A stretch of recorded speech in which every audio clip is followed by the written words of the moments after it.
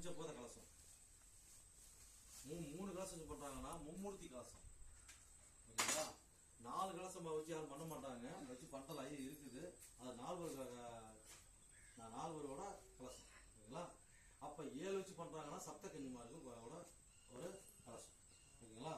அதாவது இந்த அஷ்ட பஞ்ச கலசம் பாங்க, அது 8 வைப்பாங்க. அப்ப 9 கலசம் வைக்கும்போது பாத்தீங்கன்னா நவகிரகத்தோட கலசம். ஓகேங்களா? அப்ப நவகிரகத்துக்கு தான் 9 நவகிரகம். ஓகேங்களா?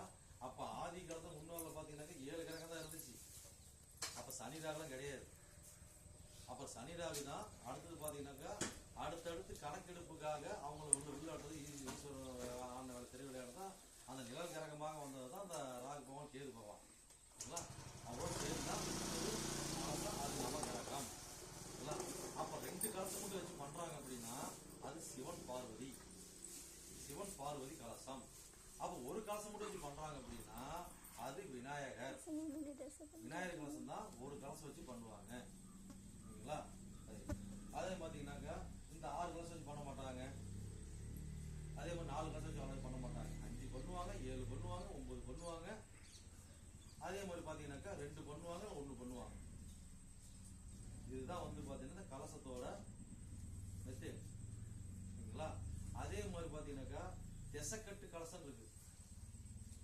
8 கலசம், 8க்கு 8 திசைக்கு 8 கலசம், மொத்தம் 16 கலசம். அப்ப 8 திசையும் மொத்தம் 16 திசையும் உள்ள ஒரு சுத்தம் பண்றதுக்கு உண்டான 16 கலசம் வச்சு பண்றது. அதுதான் பாத்தீங்கன்னாக்கா அதாவது பாத்தீங்கன்னாக்கா கிழக்கு, மேற்கு, வடக்கு, தெற்குன்னு இருக்குது இல்லைங்களா? அப்ப இது 4 திசை. அப்ப அதுல பாத்தீங்கன்னா மூலைக்கு அது பாத்தீங்கன்னாக்கா வடக்கு ஈசானி முன்னு வரும். பாத்தீங்கன்னா தென்னக்கினின்னு வரும்.